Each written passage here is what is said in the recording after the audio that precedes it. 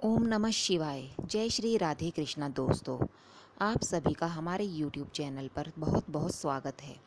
आइए आज सुनते हैं रवि प्रदोष व्रत की कथा।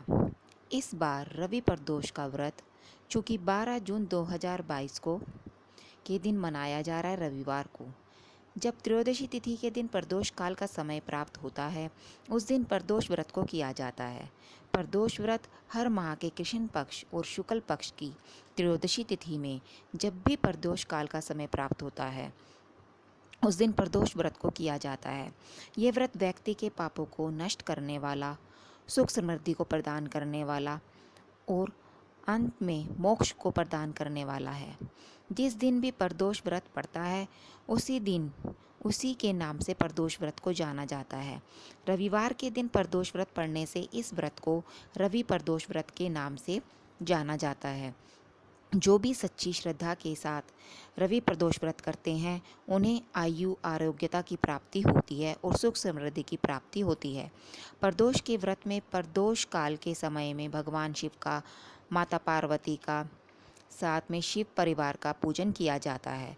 प्रदोष काल का समय सूर्यास्त के 72 मिनट पहले और सूर्यास्त के 72 मिनट के बाद का समय होता है। यह समय प्रदोष काल का होता है और इस दौरान भगवान शिव प्रसन्न रहते हैं। जो भी सच्ची श्रद्धा के साथ भगवान शिव जी की पूजन करते हैं, उनकी आराधना करते हैं, भगवान उनके सभी दुख और कष्ट को दूर कर देते हैं तथा सुख और समृद्धि का आशीर्वाद प्रदान करते हैं। प्रदोष व्रत में दिन भर उपवास रहते हुए भगवान शिव प्रदोष काल में विशेष प्रकार से पूजन करना चाहिए। सुख और समृद्धि का आशीर्वाद प्रदान करते हैं शिव जी भगवान। प्रदोष व्रत में दिन भर उपवास रहते हुए शिव प्रदोष काल में विशेष प्रकार से पूजन करना चाहिए। वैसे जो भी प्रदोष का व्रत करते हैं, उन्हें चाहिए कि त्रयोदशी तिथि के दिन जब प्रदोष काल का समय हो, उस दिन सवेरे ब्रह्म मुहूर्त में उठ करके नित्य क्रियाओं से निवृत्त हो करके गंगा नदी में स्नान करें या गंगा नहाने के पानी में थोड़ा सा गंगा जल मिलाकर स्नान करना चाहिए।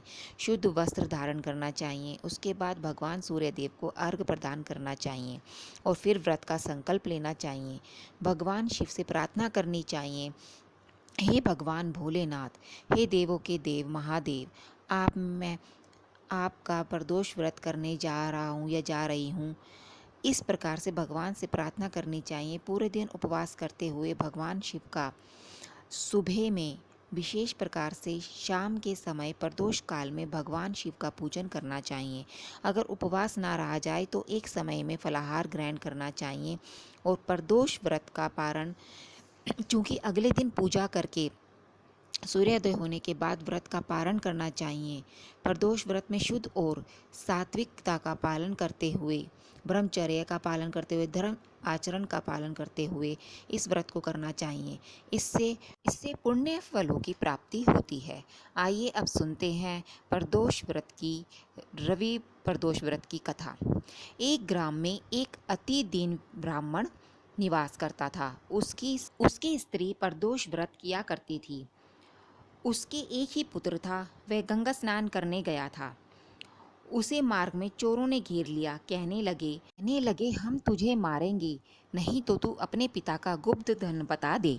बालक दीन भाव से कहने लगा, हे बंधुओं, हम अत्यंत दुखी दीन हैं, हमारे पास धन कहाँ से आएगा। चोर फिर भी उससे कहने लगे, तेरे पास पोटली में क्या भरा है। फिर निसंकोच उत्तर दिया, मेरी माँ ने रोटी बांधकर बनाकर दी है। दूसरा चोर बोला, भाई ये तो अति दीन दुखी है, इसे छोड़िए। बालक इतनी बात सुनकर वहाँ से प्रस्थान कर गया। बालक एक नगर पहुँचा। उस नगर में एक बरगद का पेड़ था। बालक वहाँ पर बैठ गया था और थककर वृक्ष की छाया में सो गया। उस नगर के सिपाही चोरों की खोज कर रहे थे। एक खोज करते करते उस बालक के पास आ गए। सिपाही बालक को चोर समझकर राजा के समीप ले गए। राजा ने उसे कारावास की आज्ञा दे दी। उधर उस बालक की माँ प्रदोष व्रत कर रही थी। उसी रात में राजा को स्वप्न आया कि हे राजा, ये बालक चोर नहीं है, प्रातः छोड़ दो, नहीं तो आपका वैभव, राज्य, सब कुछ नगर नष्ट हो जाएगा। रात्रि समाप्त होने के बाद राजा ने उस बालक से सारा वृतांत पूछा। बालक ने सारा वृतांत कह सुनाया। वृतांत सुन राजा ने सिपाहियों को भेज बालक के माता पिता को बुलवाया। राजा ने इन्हें भयभीत देखा और कहा, भय मत करो, तुम्हारा बालक निर्दोष है। हम तुम्हारी दरिद्रता देखकर 5 गांव तुम्हें दान देते हैं। भगवान शिव जी की दया से ब्राह्मण के आनंद होने लगे। इस प्रकार जो कोई भी सच्ची श्रद्धा के साथ, नियम और निष्ठा के साथ इस व्रत को करता है, उसे आनंद प्राप्त होते हैं। जय श्री हर हर महादेव।